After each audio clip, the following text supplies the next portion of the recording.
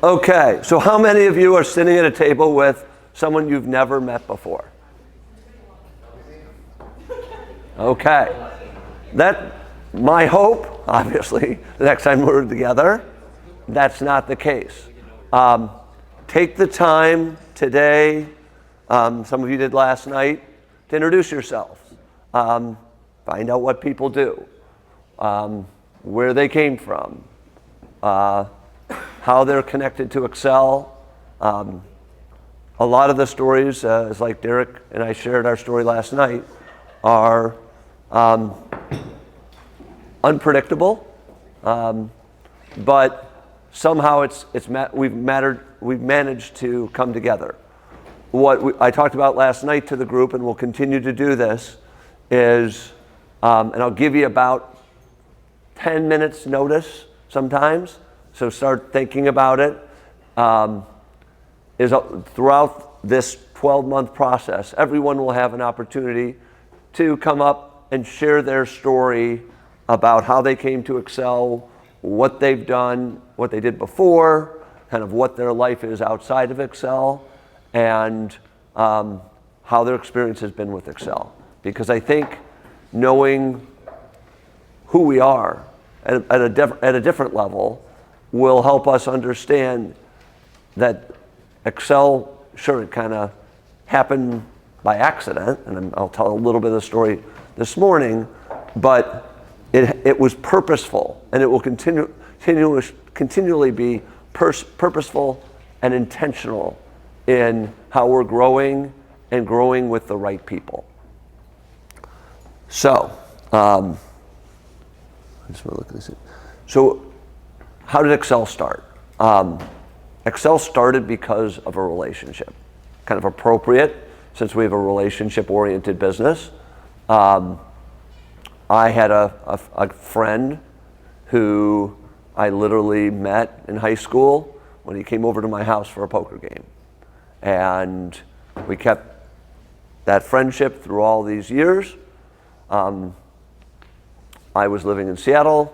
As many of you in 2009 in Illinois, they passed the Small Business Act of 2009, which was a $29 billion federally matching funds, a lot of it, roads and infrastructure improvement bill. Came right off of Obama being elected in November of 2008. Obama was committed to helping his home state. We had to have the funds to get some of that matching funds from the federal government. Economy was in trouble, and when that legislation came through, they were about $500 million short on revenue, and somebody pulled out an old bill from 1993 saying, well, why don't we make all these illegal slot machines legal? And literally it was in the last 36 hours of that legislative session. Casinos didn't have time to even react to it. The bill slid through. And now, July 21st, 2009, governor signs the act. And prior to that, when it was passed in the legislator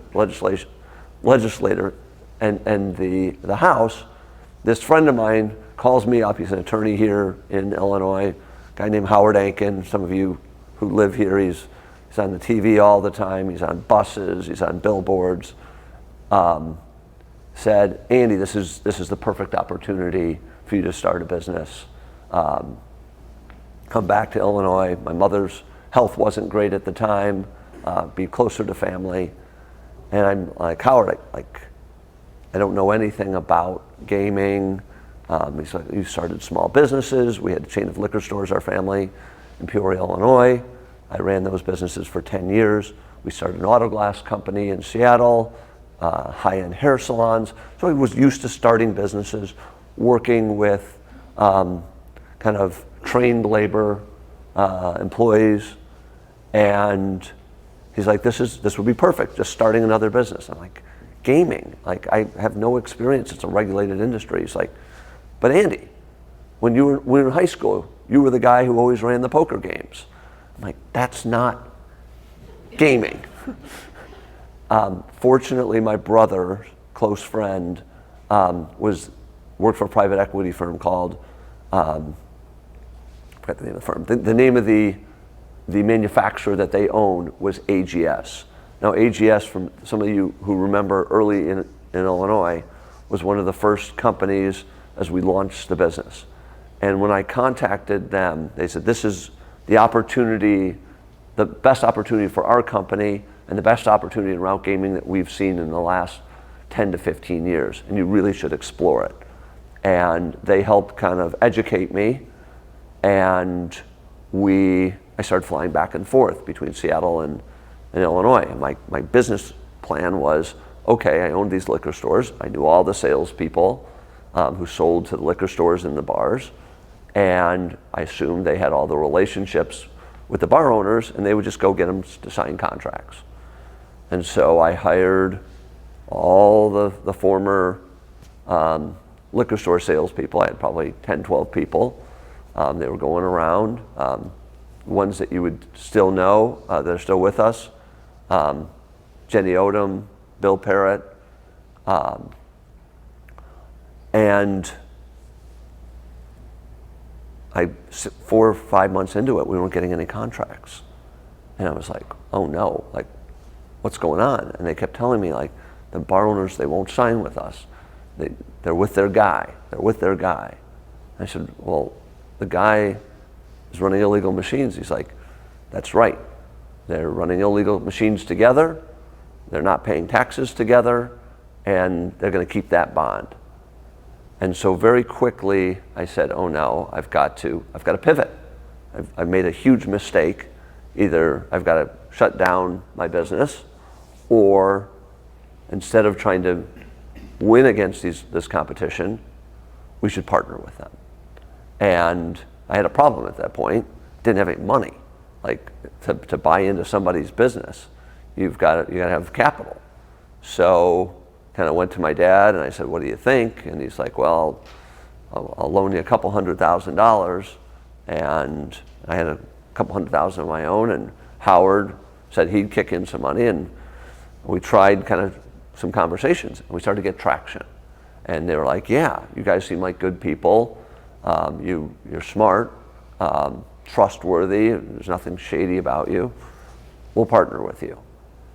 And that momentum started. And what I did was I said, like, after you partner with, like, after they signed up, I said, I really need your help. If somebody else is interested in partnering with us, will you take the phone call and just tell them about us? Answer any question, be honest. All I'm asking for you is to pick up the phone. And they're like, sure, Andy, happy to help grow your business. And what happened was this network of small operators kept referring each other to Accel. And at that point, we started raising money because we needed more money to buy into these partnerships.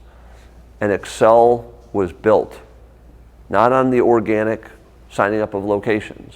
The first probably 400 or 500 that went live were all partnerships with the small business owners that today we still partner with. A lot of them make up the businesses that we're partnered with in our everyday business. When we go into new markets, we look for that partnership first, and that's become the core of our success. And you've heard me say this many times, like, what makes Accel different? We're your best partner. Like, we absolutely are invested in the relationship. We're invested in the success of the partnership, because one of the challenges we have every day is a decent location closes its doors, we go to zero. So we're not just about, like, their gaming. We're telling them, like, maybe you should do a promotion on Tuesday nights to get people in with half-price pizza, because it'll help the gaming a little bit, but it'll be families, and you'll have revenue to pay for the employees that you have there. You can't close Tuesdays, but pick up that business a little bit, because we want them to be successful. So that true concept of being a business partner has allowed us to differentiate ourselves from all our competitors. And in Illinois, it's a real challenge because the product is exactly the same and the splits are exactly the same. And you have to be able to communicate, like, why choose us? And my first thing is, my first answer to that question is we are the best business partner. And why are we the best business partner? It's because we have the best people. There's no company that compares in our industry and in any route gaming market to the team of people that Accel has assembled. And when the concept of developing our people, developing our future, what has been discussed, and we've been doing it for many years. We've been focusing mostly on kind of younger talent that we can develop and to help them grow into leadership roles. We recognize that there was a gap, and the gap is getting the management level, the executive level, to keep raising them up in their skill set, in their understanding of the industry, their understanding of our history, understanding of why we're successful, and what is it going to take to make us continually lead this industry nationwide. And for us to get there, we have to invest in our people. And we've done it in the past, and we've seen people rise up into leadership roles. The original Future Leaders program, both Amber and Robert were part of that original group, and today they have significant roles in our company. But that needs to continue, to keep developing the young people, and you hear me focus on that. But we also have to develop all of you and give you the opportunities to grow, give you the opportunities to learn, to share with each other your experiences, to share your challenges. It's not been an easy road for any of us. Many of you have experienced kind of the challenges of Accel. Maybe you've had personal challenges. Maybe the company you were at before had challenges. All of that kind of makes up the DNA of who we are. And we have identified some leadership training people to assist in your development. In the past, many of the people in Illinois we've worked with the Simmons Group, and they've been very helpful. But our goal is to kind of allow people to rise up to the next level and to continue to grow and to focus on not just you as an individual, but this room as a team. And that's why I said in the beginning, get to know one another, understand what they do, understand why.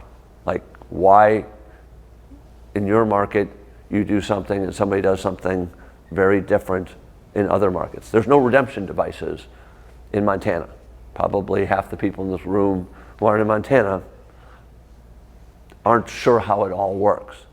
A lot of them, the ticket gets scanned, but the ticket gets paid out before it's scanned. There's an individual that walks around the room and takes your ticket and gives you cash, hoping to get a tip.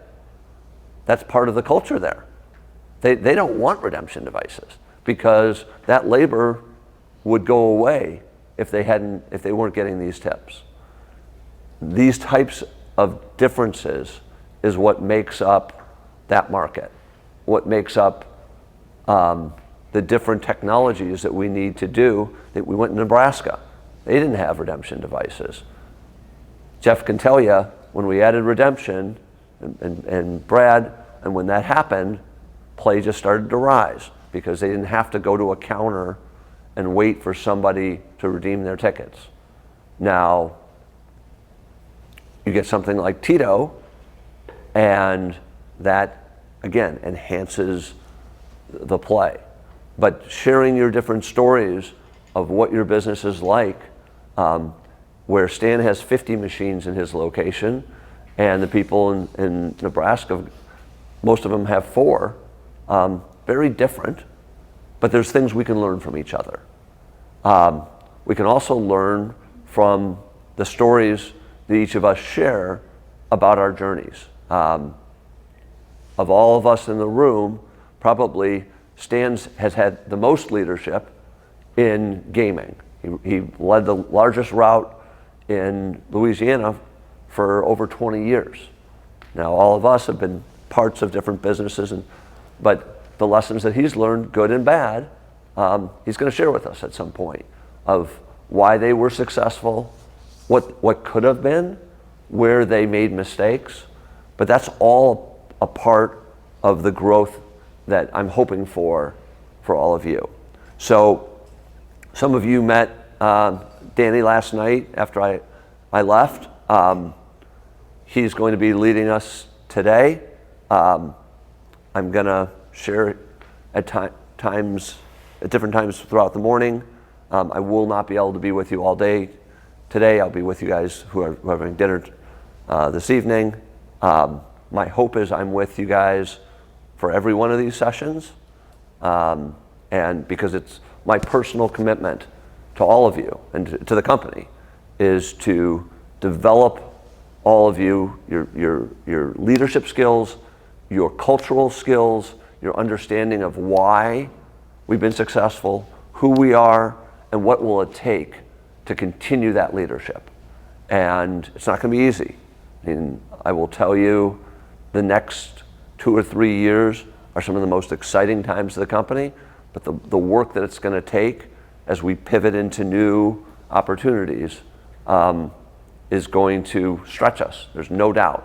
The skills that we don't have, I've talked about food and beverage, casino-like environments. This is going to be a change, and we're starting it today. We're doing different things, both in Montana and Louisiana. We're building our own carousels. When I say a carousel, when you go to a casino, you see 3 machines and you see lights and things going around, graphics promoting the game. Nobody has that in Illinois. Well, nobody has it in Montana either. They have introduced the first iteration at the Yellowstone Casino that we own in Billings. There's a lot more on order. Stan's going to bring that to Louisiana. People are going to copy, there's no doubt. But the fact that we're going to be the leaders, that we're going to be the thought leaders, the people that keep raising the bar of the industry, hopefully it will be continually recognized that this is the company that people want to partner with. So I'm going to turn it over to Danny and Jackie. Again, I'm excited to see all of you here. I'm looking forward to the next year. As you know, I'm always available. Feel free to ask me questions or provide ideas like, hey, should we include this, or would this be helpful? It is a clean slate. We've got a curriculum, but we can pivot and we can supplement, because again, I want this to be as enriching to all of you as it is for me to see you guys grow. So thank you.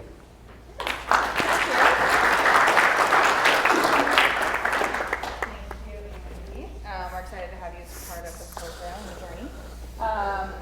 Really cool to have everybody here. I'm very humbled to be in the room with all of the leaders of Accel. Also, the fact that we made it here to getting all of this off the ground running is pretty cool.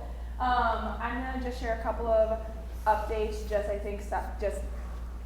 setting the stage of the program itself and the separation of the program, explaining some of the items on your table to today, and then I'm going to hand over to Karen briefly, and then she will introduce me. So there are 2 programs that are in here today.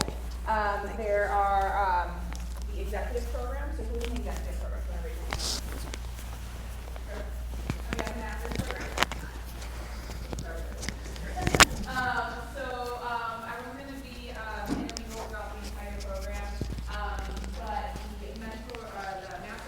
Testing 1 2 test us.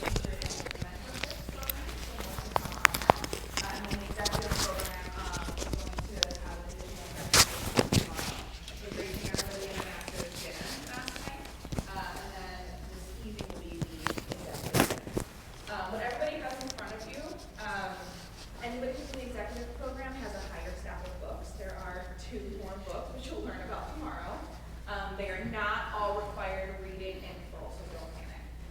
But you have all of the books. We will give you details on when these need to be read. Primarily chapters of more than one book we'll be reading for next time together. And then you have notebook binder. Your binder should go with you throughout the entirety of the program. And then you can organize any type of materials that you want. Marco did already collate the entire thing for you today. And then we will go from there. Say this at the back. At some point before we leave, I'll also do some handouts Testing 1 2. All right. that will help navigate the rest of the program schedule, just as a reminder, the next session, any type of takeaway assignments that we need to do, just so it's like super clear. The one ask that I have from everybody is if you are not local to Montana for our next session, and you will be needing a hotel room, please come find me today so we can make sure that I get you on the list. We'll put on a very tight turnaround with the Montana hotel situation, and I think that it'll just be easier to get everybody in person instead of emails going back and forth. So please find me if you do need accommodations from Montana. Other than that, we are super excited. The password for the Wi-Fi feed-in is going to be up here. It's all caps Marriott 2024. Back to behind me. That's it. Got it? No, I mean, I think we've done a lot of talking this morning, so I think I'll hand it over to Danny. And I can maybe say a couple of words today. We all have that still. But did you do an introduction last night? You did. You did. Okay, so I won't go too far in, but I would just like to say, for those who don't know Danny, he comes to us with a wealth of professional experience and then the coaching experience, leadership training experience. He's currently the city manager at Dixon City, or the city of Dixon, sorry. And prior to that, the chief of police, and he grew up there in the police organization. He has a passion for developing teams and cultures, and he's got a special sauce that he has developed over the course of the last 27 years. His training takes him to like extreme situations because of the nature of his work.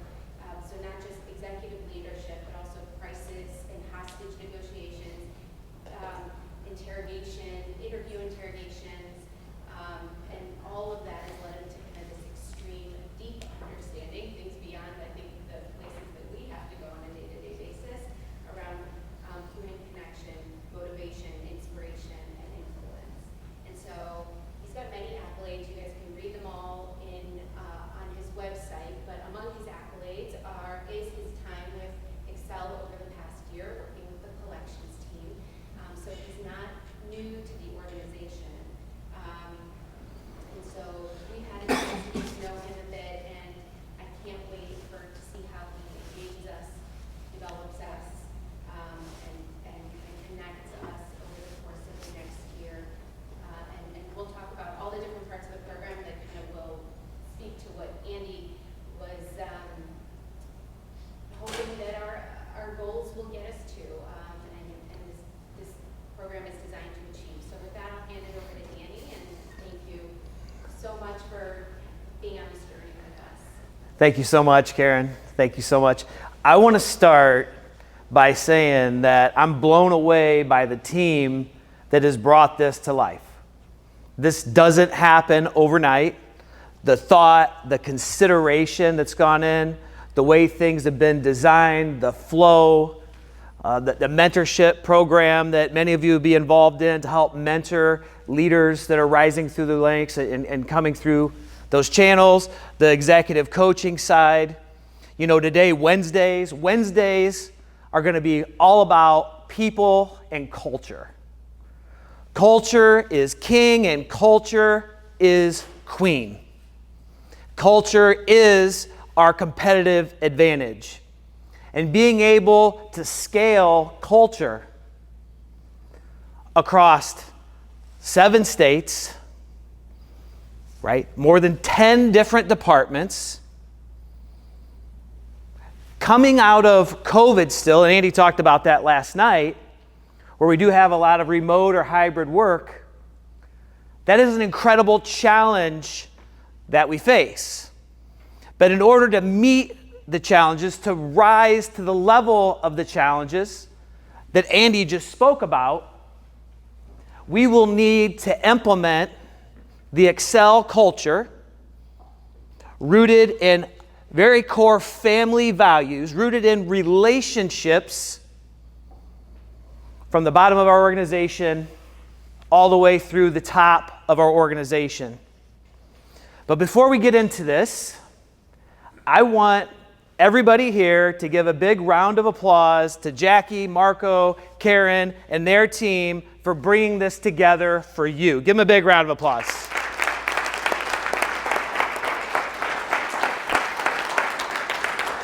The second thing I want to do is thank Andy, and thank Andy for being here. One of the things about our success over the last year with the Illinois Collections leadership team is that their leader is there every Tuesday night for the pre-dinner, much like we did last night. He is there and involved in every single workshop. We get together once a month, different areas of the state, travel to all the different regions. Because if we go on this journey together and there isn't buy-in from the top, commitment from the top, then we're really taking our boat upstream without a paddle. Is there anything more frustrating than that? Because I know coming up through my career, I found myself in those very same circumstances. Go to incredible training and motivated, inspired, and new ideas and networking, and then we come back with the ideas and they were very hard to implement. So let's give a big round of applause for Andy for being here, for making that commitment. The schedule is crazy, but he is fully committed. Individuals, organizations, and communities rise and fall with leadership. We cannot understate the impact of leadership across every level of our organization. Time and time again in our local community, in bigger companies, smaller companies, not-for-profits, governments, and companies that I've worked with over the last several years, when we look at the difference between the highest performing organizations with winning cultures that have become championship teams, leaders in their industry, versus those that were toxic, disjointed, fueled by power and control, territorialness, where communication was weaponized, where there wasn't clear vision, where you were expected to be able to read people's minds, where there's large degrees of territory, where there were silos across levels of the organization. Most of us have probably worked in an organization like that. I have worked in an organization like that. But what really drove home the power and the impact of leadership is time and time again when I have seen that top person change and somebody come in who prioritizes people and listening over profit and loss. When they see people as an asset and not an expense. I stole that from Jeff Nielsen. He told me that last night. It changes everything. And when we show up with the right values, fully dedicated to serving our people and creating this culture with high levels of psychological safety, belonging, connection, purpose, empowerment, and innovation, what's to follow is transformational. And that's what we will need to do as one team, as we become one team. Time and time again, I have seen the top person change in an organization. Everybody else was the same. And within a week to two, the place was completely transformed. But here's the thing. I'm going to let Andy off the hook. This isn't just about the top person of the organization, because the highest performing organizations scale leadership from the front lines all the way to the top, and they create a culture of leadership where everybody on their team, even people in informal leadership positions, step up when it's time to lead and have the humility to step back when it's time to follow. There are so many challenges facing the world, facing our country, facing our states, facing our communities, facing businesses all over this country. And there is one thing that will solve all of those complex issues. There's one thing that will bring to life Accel's vision over the next couple of years, and that is leadership. And that is why I believe that leadership is our superpower. I've been asked a lot recently, Danny, why are you so passionate about leadership? Why are you so passionate about people and culture? And it's because leadership is what allows us to bring the things that we care about the most, or most passionate about. The impact we want to create. Leadership is what allows us to bring all those things to life. Through my career, those things have changed. I'm very passionate about, and still remain passionate and involved in protecting children from pedophiles, to offering different solutions for people suffering from addiction and mental illness, to helping protect our frontline emergency responders from PTSD, from helping our community achieve its full potential, and for helping leaders across the country just like you level up our games, grow together, and take the next step so we can create the impact we want to create. But today, what I am most passionate about are our people.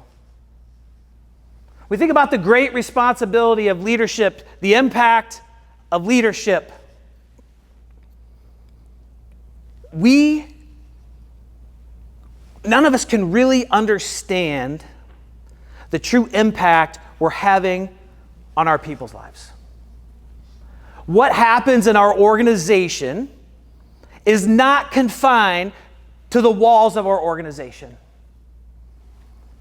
If we are not showing up in the right way, and creating the right spaces, and the right culture, and the right experiences, if we are using power and control, if we're talking down to people, if we're excluding people, if we're not giving our people a voice, if we're making decisions that make their job more difficult, if they don't have say and input, the negative impacts of that don't fall off our people when they walk out the door. It impacts the quality of mom and dad they are. It impacts the quality of husband or wife. It impacts their total quality of life, and all the research shows it impacts their health. That is part of the great responsibility of leadership. While I'm so passionate about leadership, I believe leadership is our superpower. We all know, all of us that have been in leadership for any period of time, that leadership is not for the faint of heart. There will be challenge, there will be struggle, there will be adversity, and there will be failure. It won't always be right. It won't always be fair. It won't always be easy. But it will always be worth it. Today, I want to start our journey by sharing one of the most difficult times, one of the most difficult moments, one of the most difficult challenges of my career. Through that journey, through that story, I want to share and hopefully have us embrace 5 key leadership mindsets. And when we come out of that story, I'm going to share 2 transformative leadership strategies and skills that we can start using tomorrow. and that we will take a much deeper dive through our time together. Executive leadership is about mindset, strategy, skills. And so we will dive in to those things. And our journey is much like the journey of working out. Unfortunately, I'm kind of like a teeter-totter. Back in October, I was at my goal ideal weight. About a month and a half ago, I had ballooned up to about 213 pounds. Now I'm back in the high 190s. But the thing about that journey, and the frustrating thing, but there's comparable, is that if I decide today that I'm going to get on a program and I'm going to eat well and I'm going to go to the gym, I can have the perfect day. I can have the best workout, right? I can sweat, do all the right things. But when I go home and look in the mirror, nothing has changed. When I get up and look in the morning the next day, nothing has changed. But with time and consistency and doing these things, over time and consistency, the change begins to happen. And a few weeks, 2, 3, 4 weeks, and then 2 months, and then 3 months, and now I'm looking in the mirror and I'm where we need to be. You're looking in the mirror and you're where you need to be. That is what our journey will look like. Over time and consistency, we will see that growth. We will see the impact. We will see the change. And I will tell you, because I've seen this time and time again, your people will probably see it before you do. I want to take you to April 17th, 2012. This is Dixon City Hall.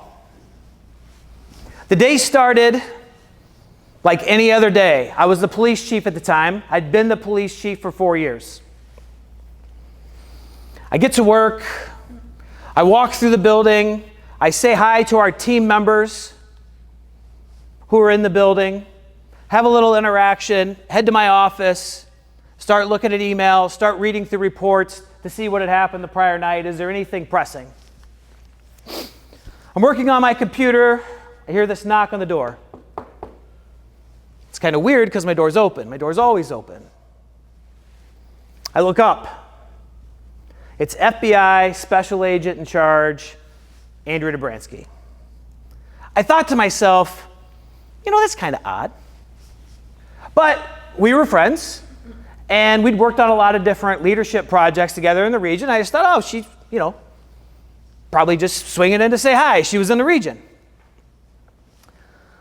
I said, come on in. And she says, do you mind if I close the door?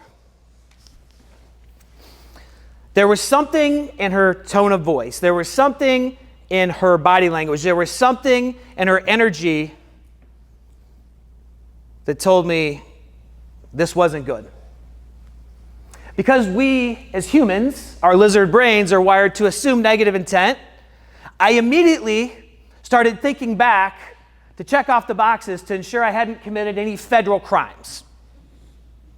Think about it. When your boss calls you and says, hey, can you stop in and see me?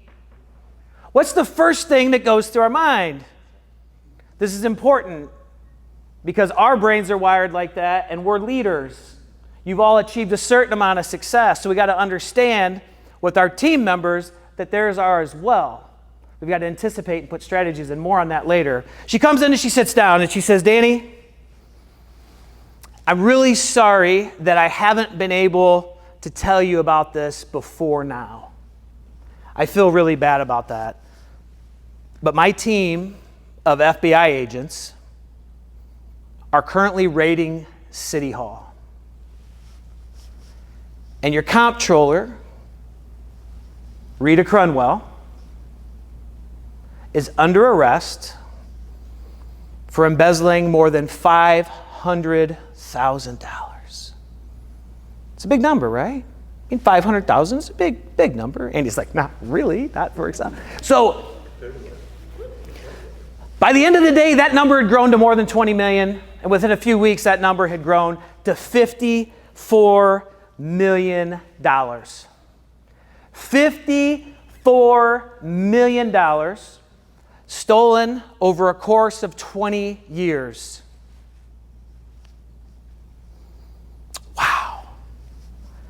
I'm sitting there. And by this time, I've been through a lot, right? I've been through a ton through my investigative career, homicide, stuff I'm not even going to talk about, hostage crisis negotiation.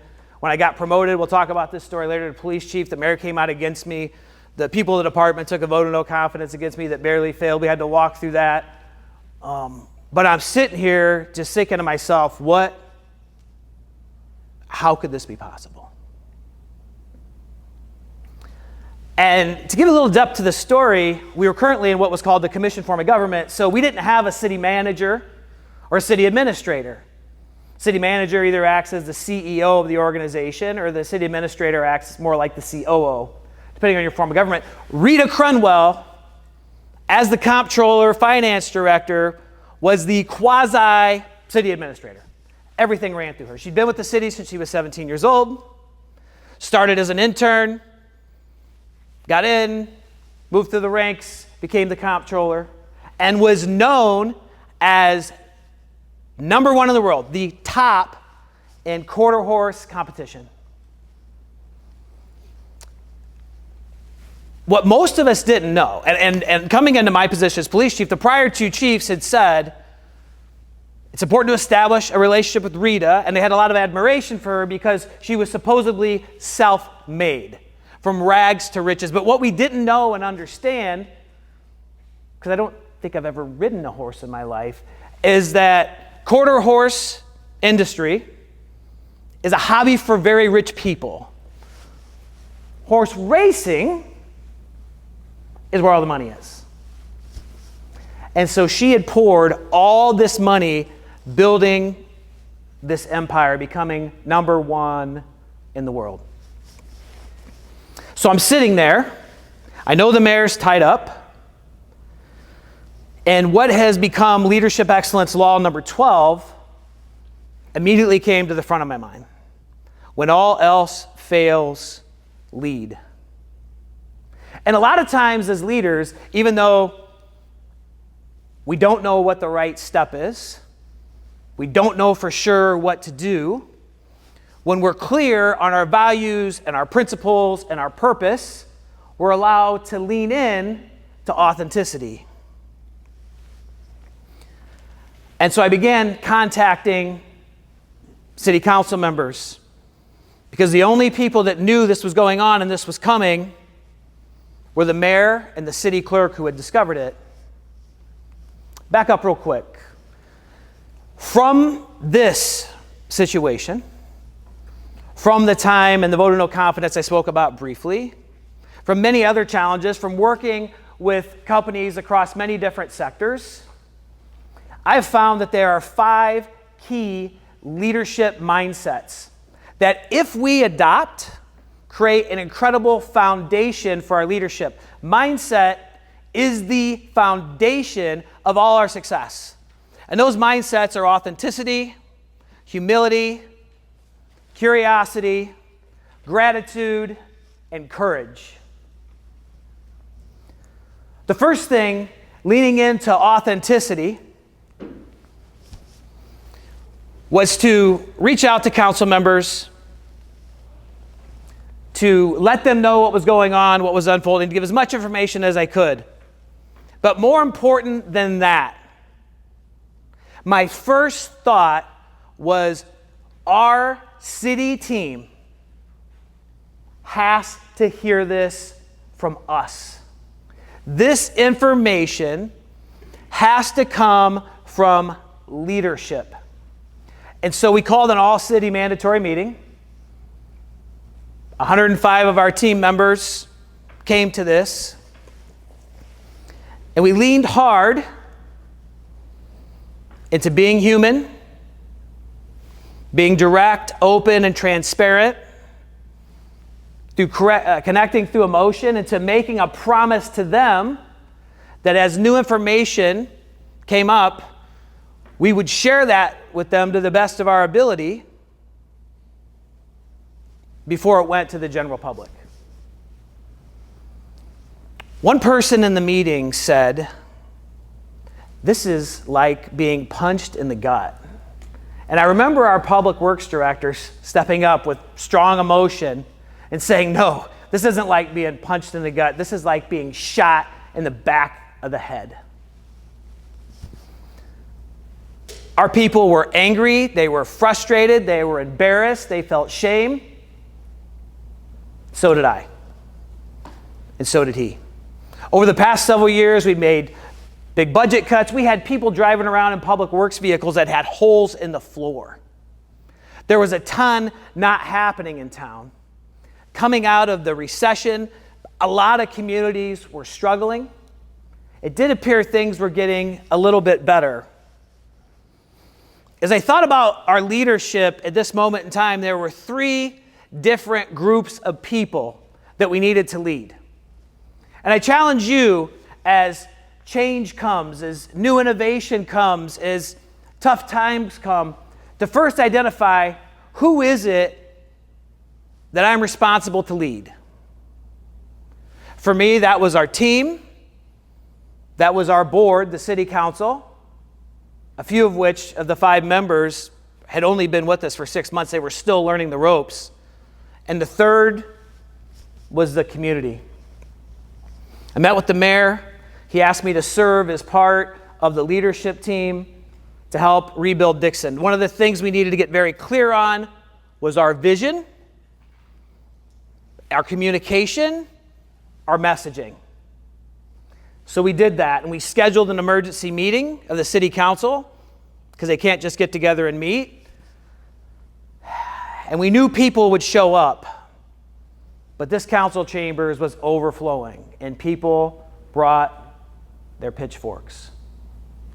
With authenticity, the thing that is so important is that we have clarity on our vision, we have clarity on our purpose, we have clarity on our values, and we have clarity on the principles we want to lead with. When those things align and we communicate transparently, things can happen in a good way very quickly.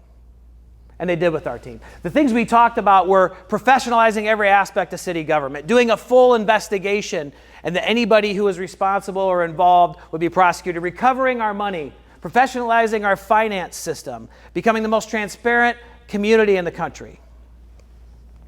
But the next value I had to lean into was humility. Because, let's face it, I was doing a good job as the police chief, but we were a very siloed city. I didn't know anything about the big financial picture. I didn't know anything about form of government. I didn't know anything about public works, building codes, or any of those things. And those are more obvious, extreme examples, but as leaders, when we begin with humility, when we understand that leaders don't have to have all the answers. Leaders don't always have to be right. When we have the confidence and can demonstrate the vulnerability to understand our strengths, understand our weaknesses, understand our gaps, and lean in and create a great team to fill in those gaps, when we can have the humility and the confidence to surround ourselves with people who are smarter than us and feel comfortable with that, that is a very, very powerful thing. A good friend of mine, Dr. Charlie Cartwright, in a story he was telling, made this statement. And I think leaders, the more of us who embrace this mindset, the better all of us will be as we try to create the cultures we talked about a little bit ago. Here's this question. Do you want to be right, or do you want to be effective? Do you want to be right, or do you want to be effective? Because a lot of times the prize for being right is you become the winner and you make somebody a loser. I said earlier, leadership isn't for the faint of heart. There are many times as leaders, we need to take the loss when we should take the win. There are many times as leaders where we have to lose the battle because the war, the purpose, the impact we're trying to create is so important. And do we have the humility to do that? Curiosity. Aligned with, we don't have to have all the answers, we don't have to be right. What we do need to be, and I think of the values, it might be the most important, and this is curiosity. We've got to remain open-minded. We've got to use the so important skills of asking powerful questions and active listening. In my case, it was a little bit easier because I didn't know so much. John Phillips from the Illinois City Managers Organization, he's a senior advisor. We met, and without him, I have no idea where we'd be. I wouldn't be in Dixon still. I'd have been ran out of town. The finance directors that we hired to come in, the team we created of our own city leadership, because we had a lot of rock stars on this team. They were just suppressed. We were all put in tight cages with low ceilings, operating through fear. The silos we talked about, divided, the lack of resources, the lack of support. And then, who did we involve in the community? We created this task force, Society Form of Government, of some of the most respected members in the community. Here's something else I want you to take with you today. Curiosity and judgment cannot exist in the same space. Say it with me. Curiosity and judgment cannot exist in the same space. Say it again. Curiosity and judgment cannot exist in the same space. The problem is, as human beings, within 10 seconds of a conversation starting, we have made a judgment and we are listening to respond. We are not listening to understand. And when we do that day in and day out with our people, it is so damaging. Leaders who don't listen to their people become surrounded by people who have nothing to say. Leaders who don't listen to their people become surrounded by people who have nothing to say. To bring to life the vision, this ambitious and aggressive vision of Accel, this vision of growth, this vision of stepping into new areas and territories, this vision of stepping into areas maybe we don't have the skill sets. Curiosity is going to be so important. Gratitude. One of the things I admired most about Mayor Burke, who has since passed away, was his infectious, positive attitude. During this time, he was so positive, so full of love for Dixon. Really important mindset shift here. Things don't happen to us, they happen for us. Things don't happen to us, they happen for us. And he approached that mindset of gratitude and what this could do to elevate Dixon to the next level, and brought that positive energy and focus each and every day. One of the two skills we're going to talk about when we close up in this first segment are the power of recognition and appreciation. We had to set goals, right? We had to set small goals, and as we took those steps, we had to celebrate those wins because the noise was loud. We were front page every day. It came to a point I was just so embarrassed to walk into Subway or McDonald's or sit at a restaurant, and all of our people felt that way. We had to pull ourselves out of that. And part of that was being grateful to be in a position to serve the community that I loved. Things don't happen to us, they happen for us. So we make incredible progress. We have regained a lot, not all, of community support.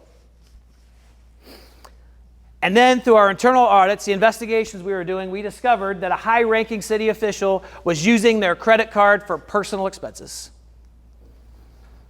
They were keeping a tally. I think their credit had issues, and they were trying to pay it back, and Rita had given them permission to do that.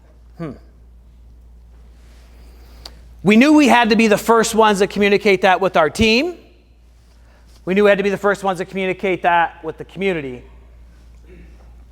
The mayor called me into his office, and at that point in time, he said, "Danny, We want you to take the full lead. We want you to essentially be the city manager. And the first thing we got to deal with is this high-ranking employee.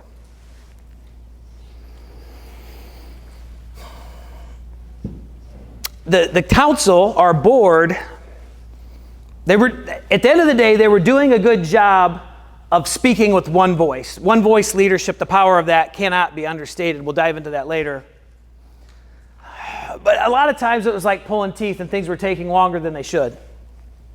So I said to him, talk to the council,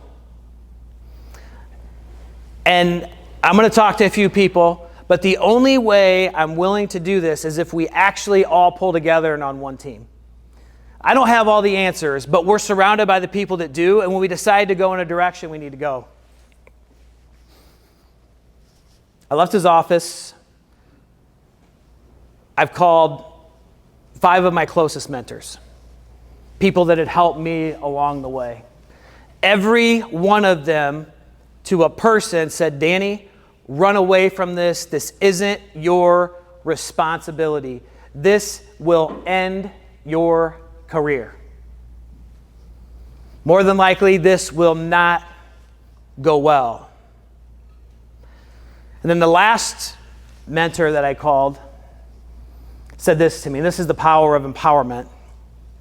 He said, Danny, Dixon needs you. They need your leadership. They need your energy. They need your positivity. They need somebody who knows it's not about them, but that will create a team. And here's what I'll do. He was the CEO of KSB Hospital. He said, if this costs you your job, you will have a job at KSB the very next day, making the same amount of money that you're making today. Wow. Wow. Made the decision to step into that role. Over the course of a few years, we began to professionalize the aspects of government. We reset our finance systems. We hired the people we needed to hire. We created a strategic plan. We focused on culture. And then I was so excited to go back and be the police chief and turn those reins over. Today, Dixon is thriving. Today, Dixon is growing. And just like I said earlier, changing the top leadership and having a lot of the same people. The people that are in our executive roles, most of them have been with the city for 20 plus years. And the work they're doing is absolutely phenomenal. But as leaders, one of the things we often do is we often get into our own way. We get into our own head. We get into our own space. And that's why being clear on these 5 key leadership mindsets, authenticity, humility, curiosity, gratitude, and courage, is so, so important. Let's transition, and on breaks, I'll be happy to answer questions that you have. How does all of this, how do these mindsets transition to what we're doing here at Accel Entertainment? What are some of the most critical challenges facing our team? First one is culture. That's why we have an entire day through this program completely focused on people and culture, building relationships. Our people are our gold. How do we scale this culture? How do we get clear? Next session, we'll get clear from all of you, from help and guidance of Andy, on what does that culture look like. Covey talks about beginning with the end in mind. We will do that in the next session. Then how do we scale that across 7 states and more than 10 departments? How do we create connection and purpose in the most diverse workforce in the history of our country? And I'm not just talking about male, female. I'm not talking about race, ethnicity. There are 5 generations currently in the workforce. 5 generations. And that's why it's so important that we lead the whole person, that we get to know people individually, personally, and professionally. How do we meet the challenges of today? The technology changes, compliance issues and laws that are consistently changing. In Illinois especially, the maturity in key markets. For us to continue to grow in Illinois on slots, on our routes, that's going to be tough. And that's where you hear the vision about diversifying what it is we're doing. right? We were having a conversation last night about the great work happening in Georgia and the number of terminals. Remind me, we started with how many terminals there? 68. And where are we at now? Almost 900. We went from losing $2 million to this past year, how much did we earn? You beat budget. They didn't lose as much. They didn't lose as much. Well, it might have been the alcohol. I don't know. But he told me they were plus $1 million. Those finance people can manage money. They can manage money. Manage numbers. How do we win the war for top talent? How do we maintain the highest levels of retention? When you look at the highest performing organizations across all different industries, the two common themes and drivers are purpose and connection. Purpose and connection, something we'll spend a lot of time on. How do we create this environment where our people can thrive, where they can reach their full potential? How do we stop? How do we make this mindset shift? How do we stop trying to take people from where they are to where we want them to be, from where they are to where they want to be? See the difference? One is helping, one is supporting, the other can become manipulative. Now, obviously, we got to have the right people on the bus, we got to have them in the right seat. But when we shift this focus and lean in to supporting and pouring into our people, everything changes. How do we spark the highest levels of creativity, innovation across all levels of our company so we can remain the leader in this industry? I know as I was talking to Karen and some of the coaches leading up to this, we have to continue to find ways to stay 6 to 12 months ahead of the industry. And there's a recognition from her and her team, and what she said to me is, she said, Danny, the only way we can do this is if we create the right environment for our people. We have to be able to scale this culture across every level. So take leadership, it'll take vision, it'll take commitment. But at the end of the day, these challenges I've just talked about all come back to culture, culture, culture. We are going to take a very high-level dive into these two transformative leadership skills. Then we will take a break. The rest of this day will be heavily focused through workshops, interaction, and I promise we'll take a break every hour to hour and 15 minutes. But it's so important right now to start this journey with common vision, common purpose, common energy, common mindset, strategies, and things that we can do. Because we are all blessed to be on this journey. You heard it last night. You were handpicked as the best and the brightest Accel has to offer. And they are pouring into you. What are these two skills? Skill one, coaching. What is the difference between training, mentoring, and coaching? What is training? Teaching. Showing specific skills. What is mentoring? We got to get warmed up. Same thing, teaching. Teaching, advice, sharing experience, guidance, right? Mentoring is more about that giving advice, helping people with career preparation, along their journey, helping them get to their goals. Through that mentoring and advice, you're teaching, you're sharing your experiences. What is coaching? Meeting people where they are. Meeting people where they are. Support. Listening. Empowering. Asking questions. Adjusting. Pardon me? I think adjusting. Everybody's different. Adjusting. Meeting people where they're at, leading the whole person. So we are very, very good at training and at mentoring. Think about the last time somebody came in to your office and they had a challenge. And they presented that challenge to you, and it was immediately apparent to you what the course of action was, how to solve the challenge. How many people here in that situation, be honest, give them the answer, solve their challenge, and get back to your work? It's quick, it's effective, it's efficient. According to the research, 90% of this room should have their hands in the air.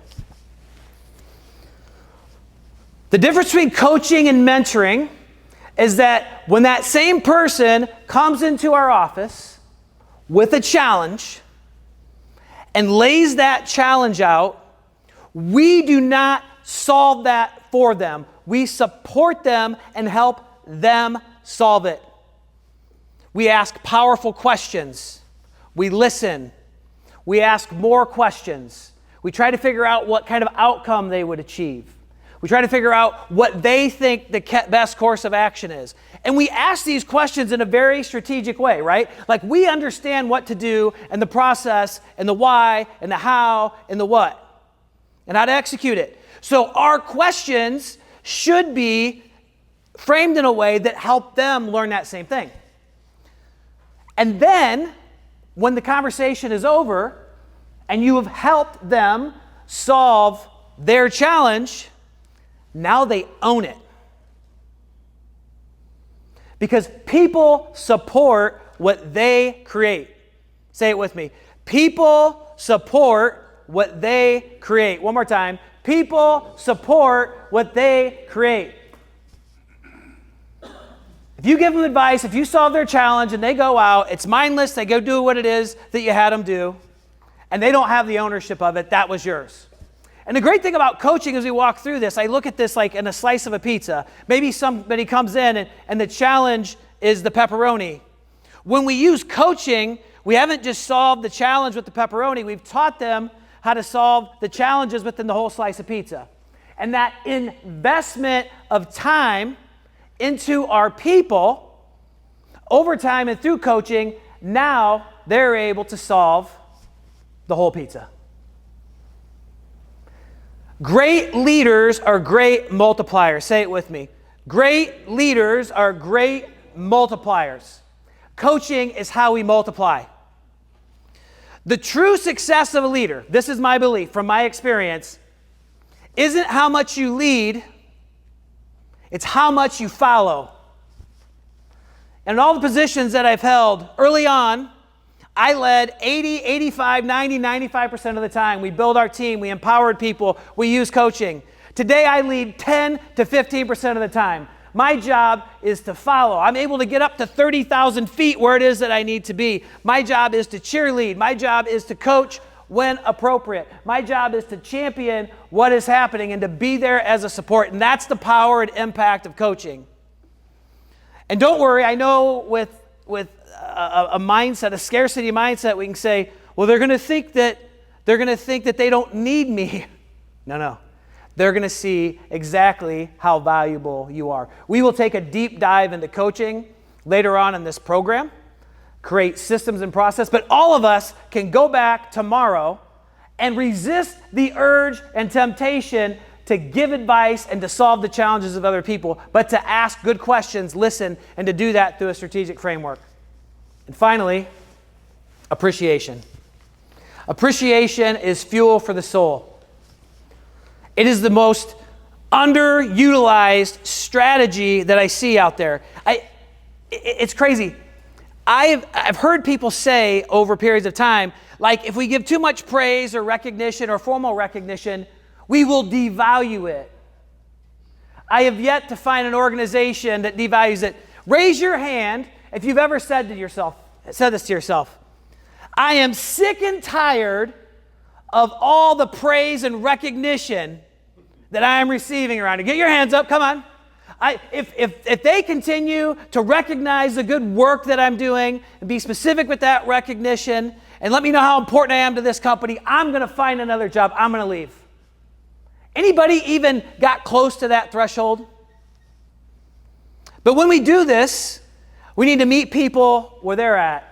Anybody ever read the book, The 5 Love Languages?